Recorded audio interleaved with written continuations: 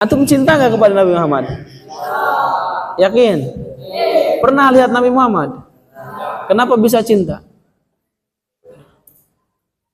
Bukankah cinta itu dari mata turun ke hati? Ya kan? Cinta turun dari mata turun ke hati, masuk ke jantung. Antum pernah lihat Nabi Muhammad? Kenapa cinta?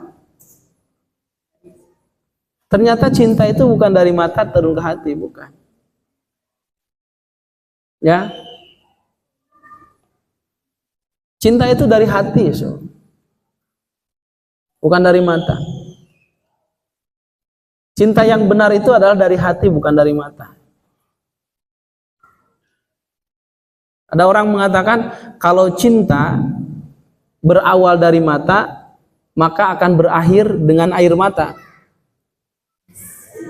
Gitu.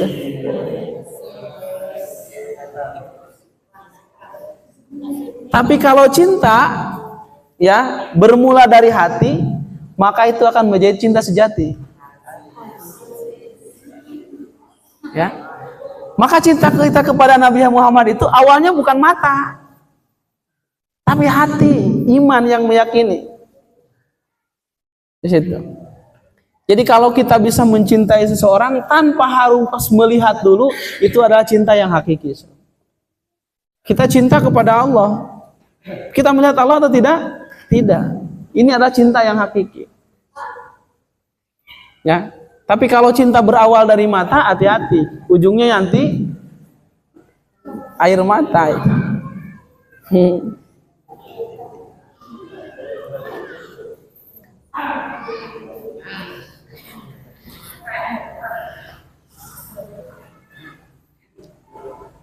Dan kita memang dituntut untuk mencintai Rasulullah Shallallahu Alaihi Wasallam. Bahkan Rasulullah Shallallahu Alaihi Wasallam itu harus lebih kita cintai daripada diri kita sendiri, daripada keluarga kita dan dari seluruh manusia. Ya, pernah suatu saat Rasulullah Shallallahu Alaihi Wasallam berjalan dengan Umar bin Khattab. Kemudian Rasulullah SAW memegang tangannya Umar bin Khattab, ya, berjalan kemudian pegang, layaknya sahabat seperti apalah.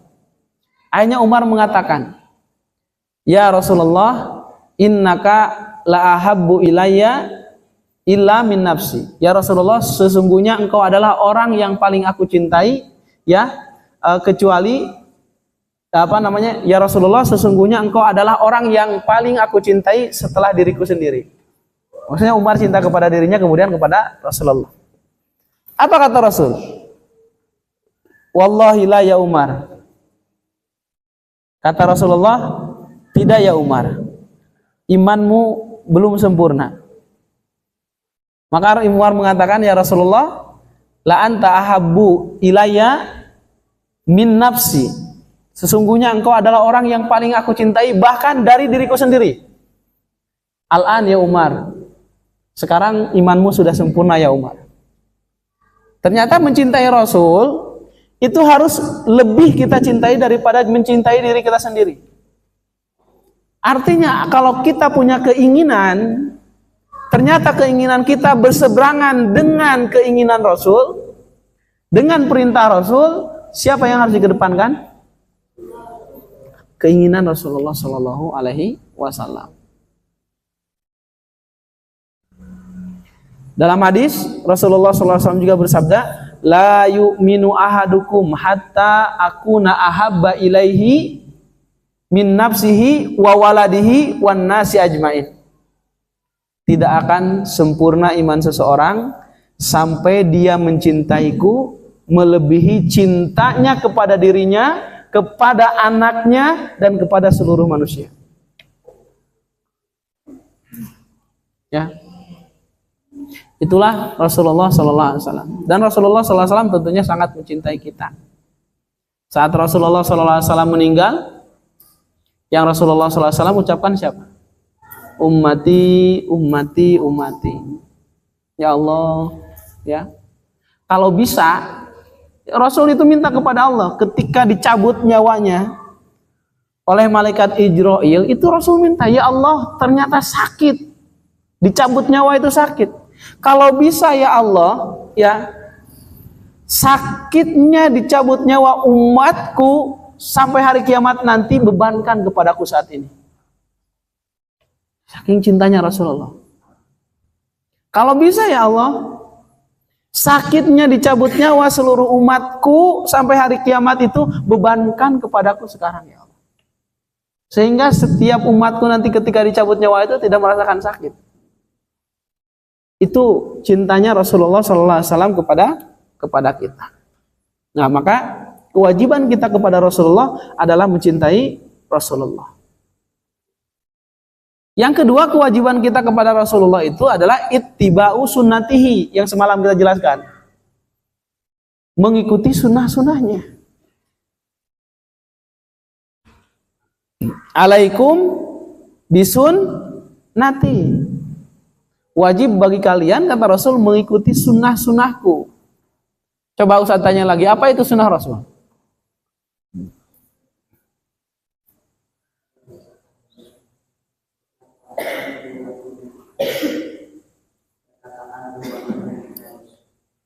Perkataan, perbuatan, dan ikrar Rasulullah. Ada yang sempurna?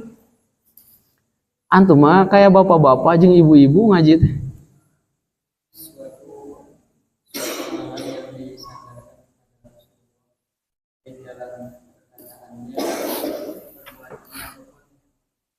Ikrarnya. Nah ini, segala sesuatu yang disandarkan kepada Rasulullah, baik itu perkataan, perbuatan, ataupun ikrar, itu adalah sunnah. Baru aja semalam sudah lupa.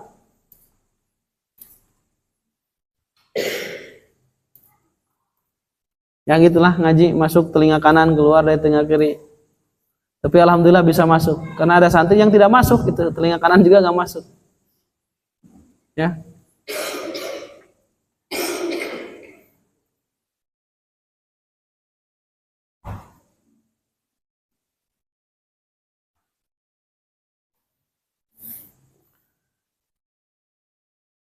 Baik, yang ketiga kewajiban kita kepada Rasul itu adalah iqtida'u bih. Menjadikan Rasulullah SAW qudwah. Contoh di dalam kehidupan kita.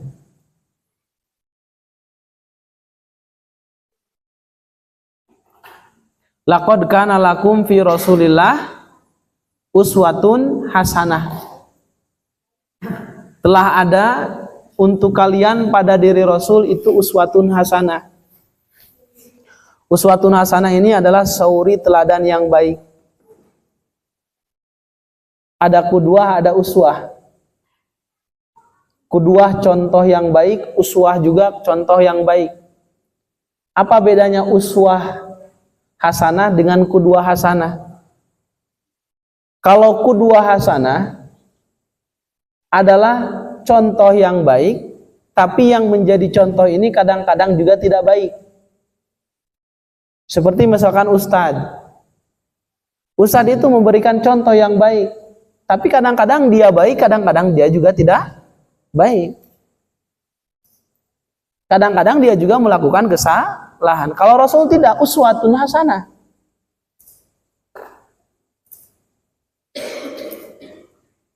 Contoh yang baik dan tidak ada buruk-buruknya. Itu Rasulullah.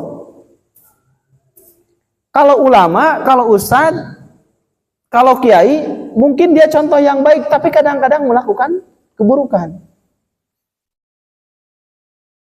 Tapi kalau Nabi, contoh yang baik dan selalu akan terus baik. Lisannya adalah hatinya, perkataannya adalah amalannya. Itu Rasulullah. Tapi zaman sekarang kan kebanyakannya orang bisa ngasih contoh, tidak bisa menjadi contoh. Ngasih contoh gampang, jadi contoh susah.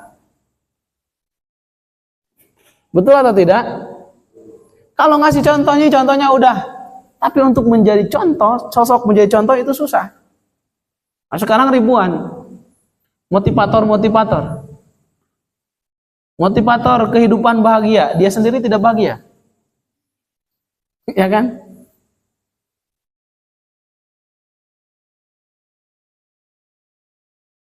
Meraih kesuksesan dalam waktu sekejap mata, dianya nggak sukses-sukses. Ya, cara ampuh dalam berbisnis, menghadirkan uang 1 miliar dalam 1 bulan. Dianya pun cuma punya 100.000. Nah, itu memberikan contoh kepada orang, tapi dia sendiri belum bisa menjadi contoh.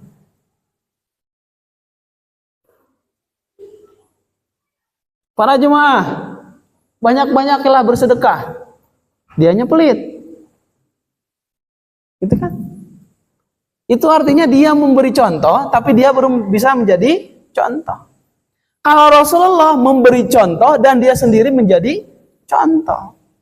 Makanya Rasulullah SAW itu sukses membangun peradaban para sahabat. Karena dia memberikan contoh dan menjadi contoh. Itu Rasulullah. Ya, mudah-mudahan Ustadz, antum semua nanti ketika jadi ulama, jadi Ustadz itu menjadi seperti Rasul, bisa memberi contoh dan bisa menjadi contoh yang baik. Ya. Taib. Dan yang keempat, ini terakhir, kewajiban kita kepada Rasulullah itu adalah takdim amruhu, mengedepankan perintah Rasul. Ya, wa ma atakumur rasulu fakhuduhu wa ma nahakum anhu fantahu. Wa ma atakumur rasulu fakhuduhu. Segala sesuatu yang diperintahkan oleh Rasul kerjakan. Aruk. Dan segala sesuatu yang dilarang oleh Rasul tinggalkan. Pernah kejadian Abdullah ibnu Umar, ya, pernah bertemu dengan seseorang muhrim. Muhrim itu dia sedang umroh ataupun sedang haji, tapi dia pakai baju biasa. Pakai baju biasa itu pakai baju seperti gini, berjahit. Umroh tapi tidak pakai kain ihram, dia pakai pakaian yang berjahit. Kata Abdullah bin Umar, inza, lepaskan pakaianmu. Tidak boleh orang yang sedang umroh, sedang haji menggunakan pakaian ihram. Apa kata orang ini? Hai Abdullah bin Umar, hati dalilan ala dalik. Coba sebutkan satu dalil dari ayat atau hadis yang menunjukkan ini tidak boleh. Akhirnya Abdullah bin Umar mengatakan, wa ma atakumur rasul fakhudhu wa ma nahakum anhu fantahu. Apa yang diperintahkan oleh Rasul lakukan, apa yang dilarang oleh Rasul tinggalkan. Itu dilarang oleh Rasul. Oh, gitunya. Ya udah, buka. Harus seperti itu. Karena orang yang ikut Rasul itu akan selamat. Orang yang menyelisih Rasul akan celaka. Contoh pada kisah apa itu?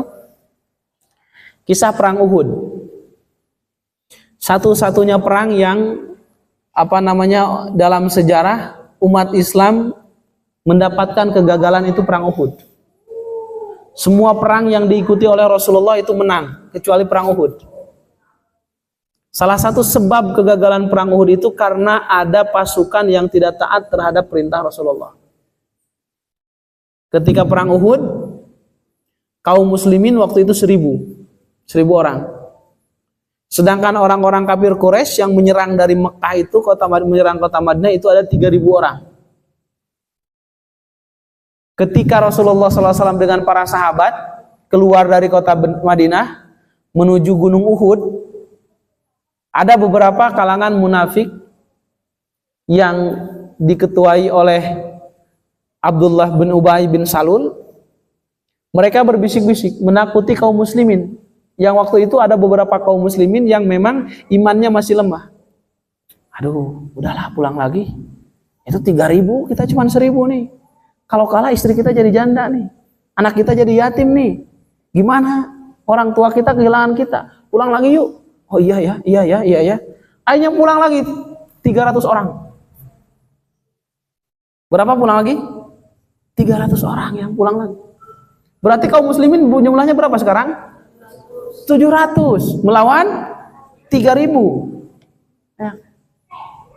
Akhirnya Rasulullah memberi komando. Dari dari 700 itu Rasul pilih 50 pasukan sebagai sniper, pemanah. Waktu itu belum ada pistol, ya, pemanah. Ditaruhlah oleh Rasul di sebuah bukit di bawah kaki Gunung Uhud, disebut dengan Bukit Jabal Rumat, ya, Bukit Rumat, bukit pemanah sekarang itu. Ditaruh 50 pasukan di situ, sehingga ketika orang-orang kafir Quraisy mau lewat itu dipanah, mereka tidak bisa lewat, karena satu-satunya jalan itu menuju Madinah lewat Jabal Rumat itu. Dan Rasul berwasiat kepada mereka yang 50 itu. Kata Rasul, apapun yang terjadi, kami kalah dalam perang, kalian jangan turun. Kami menang pun dalam perang, kalian jangan turun. Akhirnya singkat cerita terjadilah bentrok antara dua pasukan, antara kaum muslimin dengan orang-orang kafir. Ternyata kaum muslimin yang begitu sedikit jumlahnya bisa mengalahkan orang-orang kafir Quraisy. Mereka lari terbirit-birit ketakutan, dan tentunya mereka melepaskan harta-harta mereka. Ada pedang mereka, ada baju besi mereka, karena larinya biar kenceng, emas mereka dan lain sebagainya. Karena perang itu sebab, kalau mau perang itu segala sesuatu yang bisa membuat diri pede itu dipakai. Nah ketika lari berat itu kan dilepaskan. Akhirnya mereka tinggalkan semuanya, ya. Nah, akhirnya kaum muslim mulai mengambil ghanimah, mengambil barang-barang yang ditinggalkan oleh kaum kafir Quraisy. Nah, ketika teman-teman yang ngambil ghanimah, harta rampasan dari kafir Quraisy, yang 50 turun ikut. Lupa nasihat Rasul tadi, wasiat Rasul. Apapun yang terjadi kata Rasul, kalah atau menang kalian jangan turun. Itu perintah Rasul, mereka lupa itu. Turun semuanya. Ada dalam riwayat kecuali satu orang pemimpinnya. Nah, ketika turun ternyata ada pasukan Khalid bin Walid. Khalid bin Walid waktu itu belum masuk Islam.